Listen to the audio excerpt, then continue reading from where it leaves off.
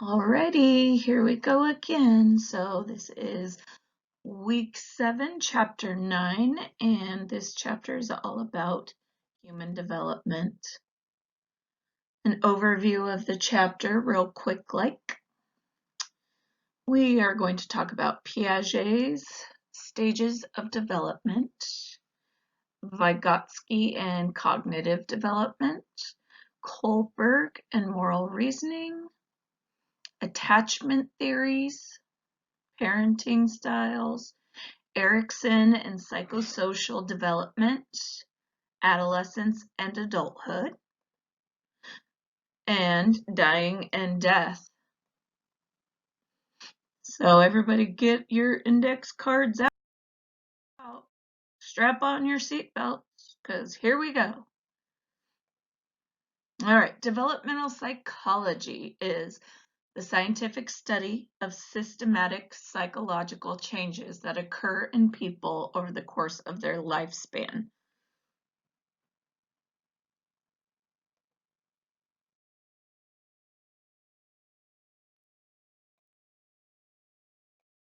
Alrighty, stage concept. So everyone goes through stages in order to learn. For example, we have to learn to count before we can add. Exceptions, some do walk before they crawl. My son never crawled, he just walked.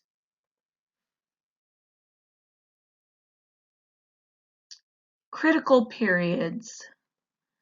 There are specific time periods or ages in human development that a skill must be acquired by, or it will be very difficult to acquire afterward. And the example is languages, and that is very true, that babies and younger children can learn a second language with really relatively low difficulty. However, by the time they, get to be in like 7th or 8th grade and they are reaching adolescence, it's much harder. The same can be said for musical instruments and just music in general as well.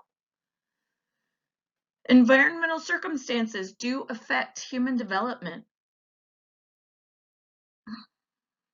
All right, so now we're going to talk about what's inborn. Not inbred, inborn. So inborn are almost like those genetically predestined innate skills. So babies are predisposed to learn in all species. They have reflexes for grasping and sucking. They can discriminate voices and appearances within days. So those are things that they are born with. They are born being able to distinguish those things. They're born being able to flex and grasp. So child development, I feel like we already know that more changes occur in the first few years of life than any other time period. There are variations in the rate of learning, though, based on all sorts of things. Detrimental effects of understimulation can be remedied by opportunities to play.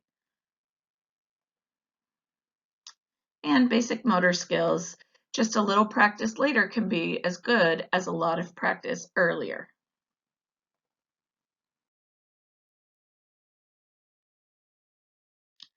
Personality and social development. So this kind of talks about the nature versus nurture. 2 months old, smile on purpose. 3 to 4 months, babies recognize and prefer people. And 8 to 12 months, they start to fear strangers. 2 to 3 years, the stress of separation and fear typically ends. All right, now let's talk about Piaget.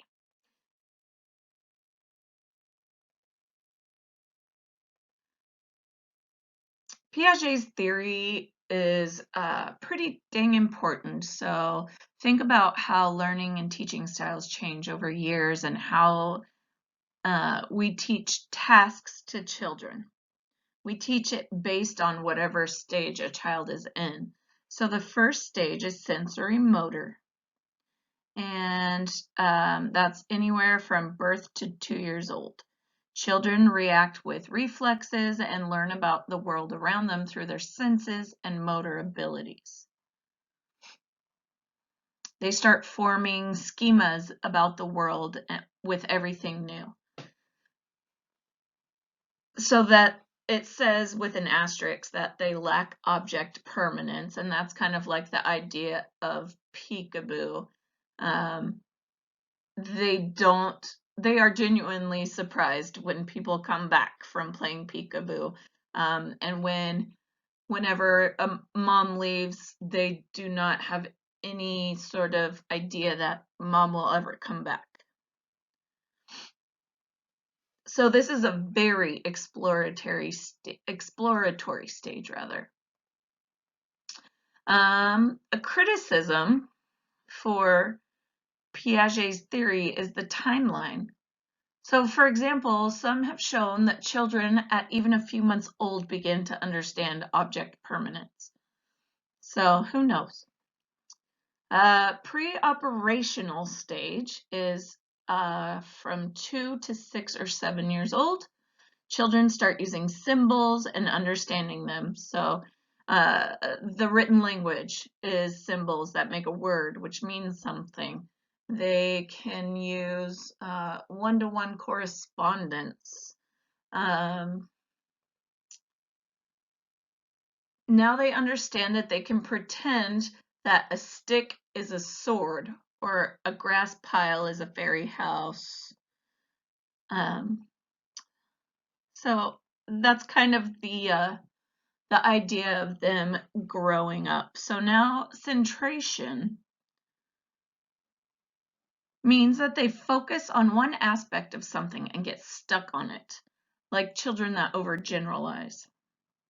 They get stuck on it so long. So think about like short hair must mean that someone is a man, or long hair must mean that someone is a woman. They aren't always capable of pulling in the entire picture. Conservation is understanding that the original properties of an object remain even if they look different. So water in different glasses is the same amount. It just looks like it is a different amount because of the shape. Children at this stage suffer from egocentrism. Everyone thinks like they do. So think about like little kids playing hide and seek.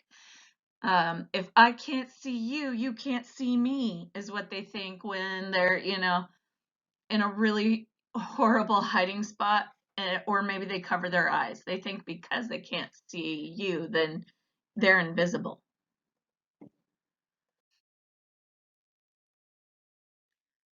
All right, more of this. Concrete operations stage. So that's anywhere from 6 or 7 years old to 12 years old. So we had egocentrism and issues with centration in the pre-operational stage, but now they can think outside themselves and focus on a bigger picture. So they understand conservation and improve abilities with that. They pretty much gain everything that they were lacking in the previous stage as the brain develops. Formal operations stage is 12 years and up. So where they lacked in abstract thinking, they can now do with more ease and hypothesize about what may be, and they can imagine beyond the here and now. As for criticisms, the timeline is the biggest issue with all of Piaget's stages. Because it's never true. Everybody learns different things at different times. I think it's a good idea to remember that These are like general guidelines of ages. And then, of course, if you bring in like different cultures and nature versus nurture, that changes the development stages even more.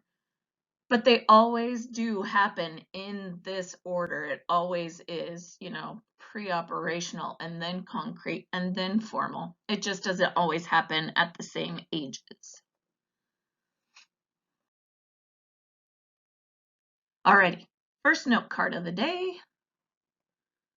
Piaget's pre-operational stage.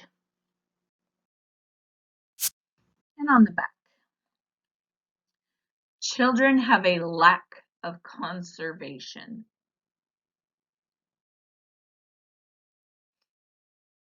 And another note card, which is Piaget's formal operations stage. And on the back, abstract reasoning develops around 12 years old. Now we're going to learn about Vygotsky. So Vygotsky thought that much of our thinking and mental processes are a result of social interaction. So we think away because we've seen it, we've talked about it, we've, experienced it. Culture plays into this a lot. How we think is influenced by the environment and the culture around us. And remember the Whorfian hypothesis from chapter 8, which is how language can directly affect how we think. So that kind of plays into this too. Private speech is an example of this. We talk to ourselves as children, then eventually talk silently to ourselves. And finally, at our age, we can usually think to ourselves in our head. But when we encounter a difficult problem, we often start talking to ourselves out loud again. So how can we use this in instructing and helping kids? Vygotsky believed that they benefited greatly from the learning of those more capable and interacting. So the zone of proximal development is the gap between what a child can do on their own and what they can do with help. This is something that we had to study in my graduate school about teaching a lot.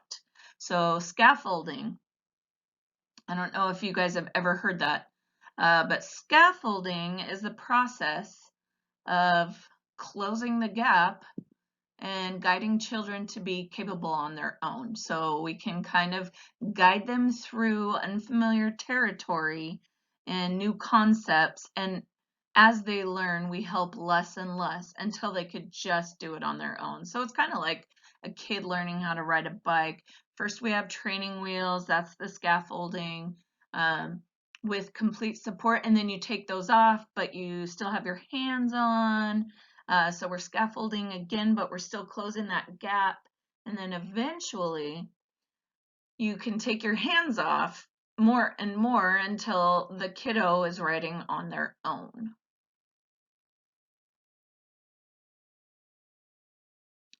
Alrighty, on this note card, Vygotsky's ZPD. So that's Zone of Proximal Development.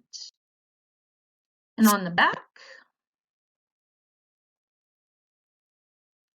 the zone of proximal development is a gap between what a child can do on their own and what they can do with help. Alrighty, now we're going to learn about Kohlberg and his theory of moral reasoning. So moral reasoning is how you decide right from wrong. And Kohlberg theorized that there are different levels of reasoning and changes as we develop and experience life.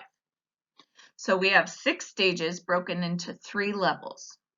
And really, we're just going to talk about what generally happens in the 3 levels.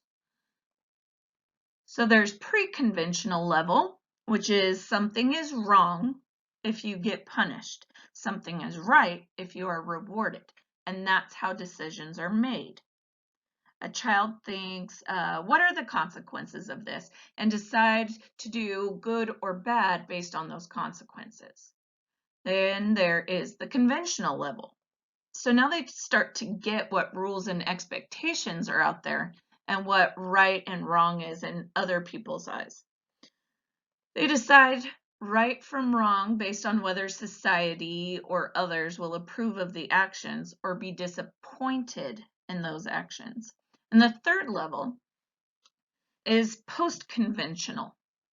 So we start to see that not all rules apply to all situations in the same way. We say that we think this thing is right, except when it's not. So this is where gray areas really start to come into play. So kids at this stage, or people, I guess, at this stage, develop personal standards of right and wrong. Their own moral compass is what we often refer to it. So these are, your own opinions, and all of the opinions can change based on the situation. Now we've got Gilligan, and not Gilligan from the island. So Gilligan's moral development theory has 3 stages, just like Kohlberg. So Gilligan produced her own theory of moral development for women. So like Kohlberg's, it has 3 divisions: pre-conventional, conventional, and post-conventional. But for Gilligan, the transitions between the stages are fueled by changes in their sense of self instead of changes in cognitive capability.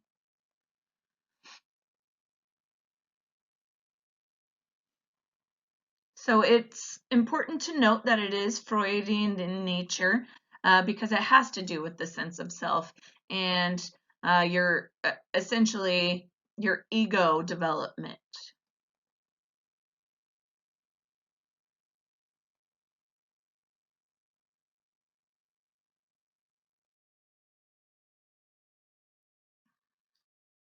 Here's a little bit more about Gilligan's stages of the ethic of care.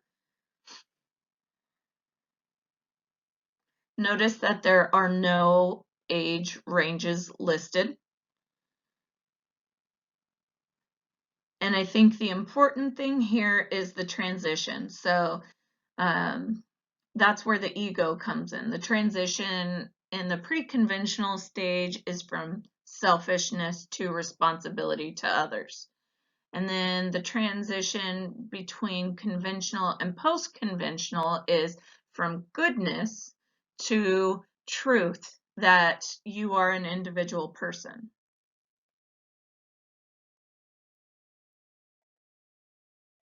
All right. On this index card, you are going to write Kohlberg's moral reasoning theory. And on the back side, pre-conventional level, right and wrong based on rewards and punishment.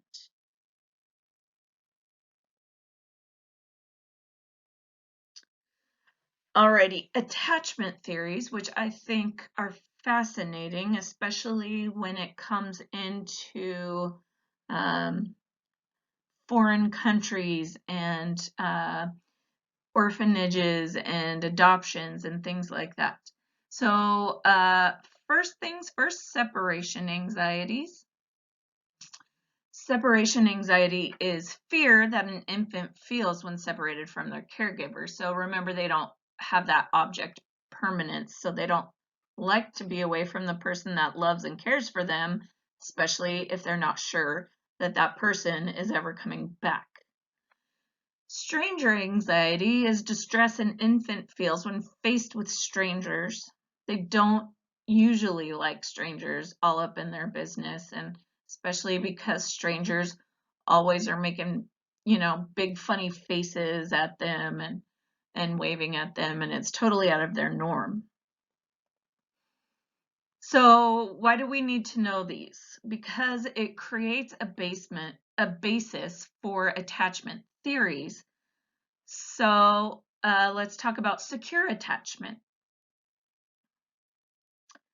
Secure attachment, the child uses the parent as home base, but they will explore and play with toys and pay attention to strangers without issues. They may cry when the caregiver leaves, but it's not long lasting, and they're quick to be happy again when the caregiver returns. So that's a lot of like daycare type things. And then there is avoidant attachment. So that is a child who could care less about their caregiver. They don't care if they're there, not there. They're never really emotionally bonded to their caregiver. And then there's resistant attachment. So in this one, the baby is clingy, stays attached to the parent, refuses to explore, and only stays with the caregiver, and will be extremely distressed if the caregiver leaves. And then there's disorganized or disoriented attachment. This is when the child may show signs of confusion or disorientation.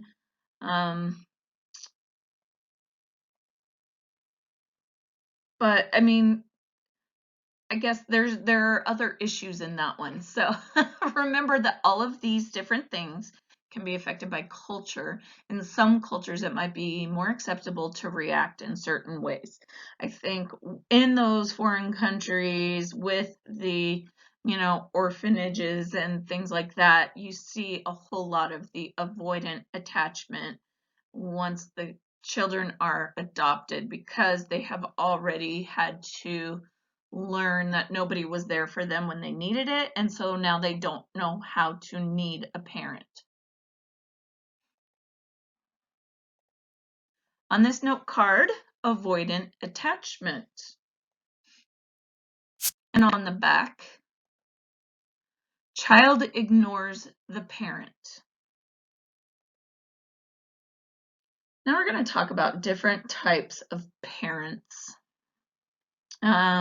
This is written, a couple years ago, I think back before there was the idea of having a helicopter mom or a lawnmower mom or a parachute mom, all of those different terms that we have now because of social media and whatever.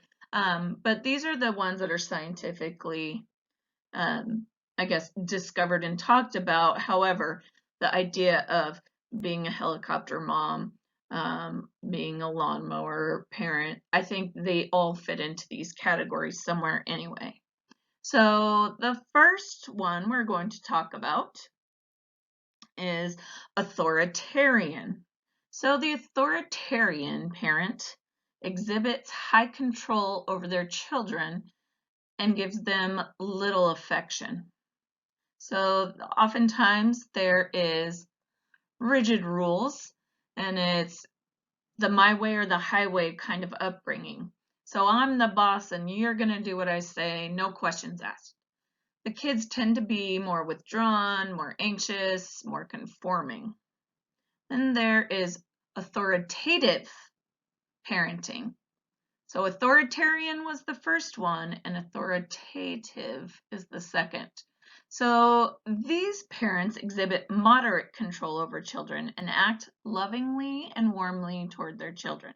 So this is the healthy kids zone. So this is what I guess is optimal. It appears to be the most effective parenting method. Children end up competent, happy, self-confident. The rules are established. There's structure to the parenting, and the consequences for them are less rigid. So they're more democratic and adjustable, situational. Kids can be involved in the decision making, things like that. Permissive parents have little or no control over their children, but are warm and loving toward them. They tend to spoil their children and show no disciplinary actions. These children tend to be immature, disobedient, lack impulse control, things like that. But don't forget that this is not a casual relationship correlation. Parenting style may contribute to a child behaviors, but other factors come into play as well.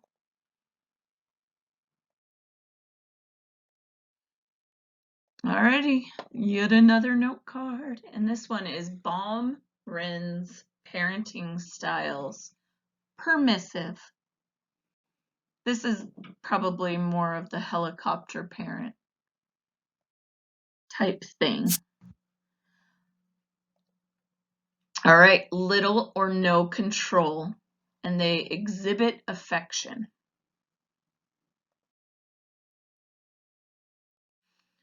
Now we're going to talk about Erikson's stages of development. And again, this is something that we studied a lot in teaching school. So the first term, trust, is what you want versus the second, mistrust. I feel like you guys already knew that. If you are unsuccessful in situations and do not end up being a well-balanced individual, so yikes, that's what happens with mistrust. So in the first year of life, infants depend on others for their needs. So this is where their trust versus mistrust is really formed. If needs are met, they develop trust and attachment. If needs are not met, then it's an unhealthy attachment that develops. Then we've got autonomy versus shame and doubt. That's from 1 to 3 years. Children finding independence and exploring the world on their own, and if they're encouraged, they can develop autonomy.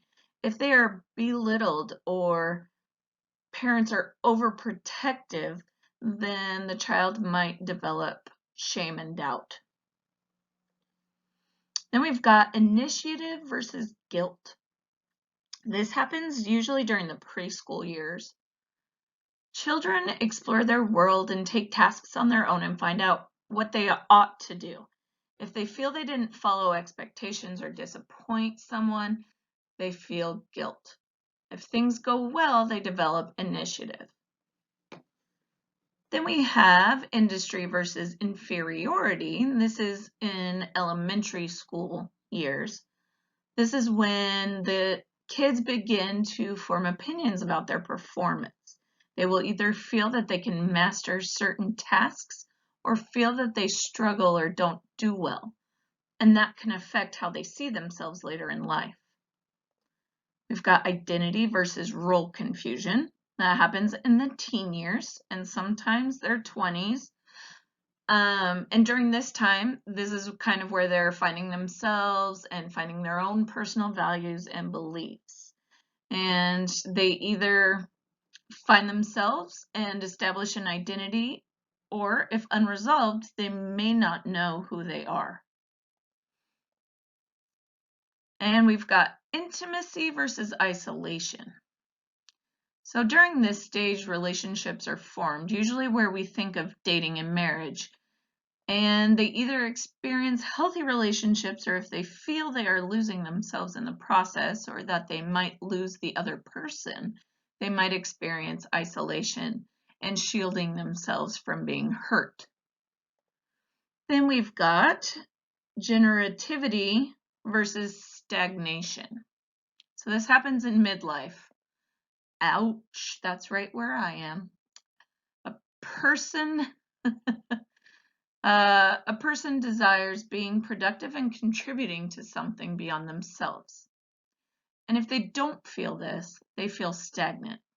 At this time of life, midlife crisis is common as people are trying to discover themselves or give of themselves. Then we've got integrity versus despair, and this happens usually at the end of life.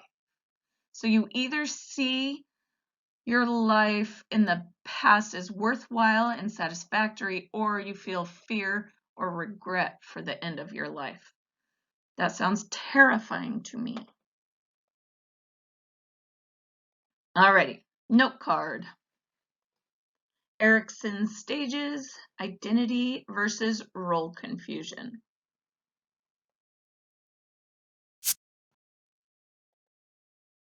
And on the back side, finding self and personal values and beliefs.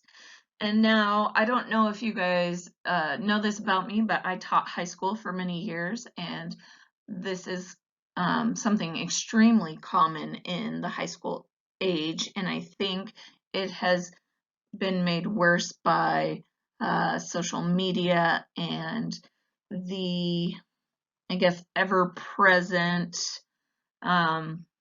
changing of who you are instead of learning to like who you are. Alrighty. So this is adolescence and adulthood. So remember Piaget from Babies? He talked about the formal operations where a person can think in abstract terms, and that was like for 12 years and up. So that's what happens during the teen years. They start thinking beyond themselves into hypothetical situations. And then remember the moral reasoning and the moral compass. A teen goes from black and white thinking or dualistic thinking, where there's only one solution and one way to think about things, to convert to relativistic thinking, where right and wrong may not necessarily be black and white. So there's a gray area. Sometimes this is called post-formal thought. Ego comes into play in the form of an imaginary audience. Teens believe that others are focused on them and they're playing to an audience and have an impression to make all the time. And I think this goes for also young adults as well. They might develop a personal story or a personal fable. This is the belief that they are completely unique in their experiences and no one gets it.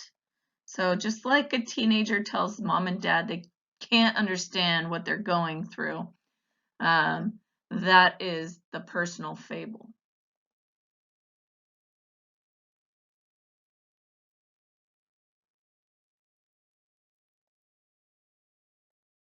All right. New note card, personal fable. And on the back side, no one can understand.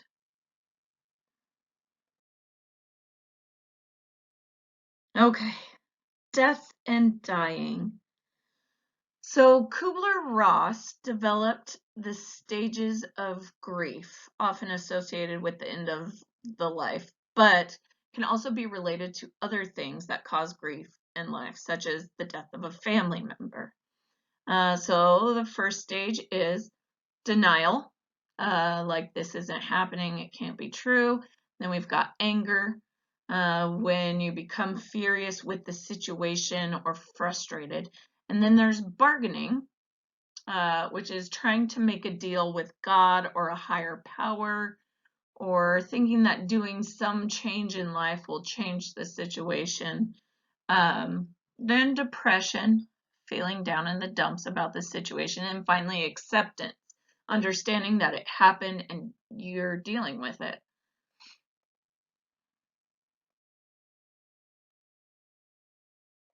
So this note card, stages of grief, the last slide. Denial, anger, bargaining, depression, acceptance.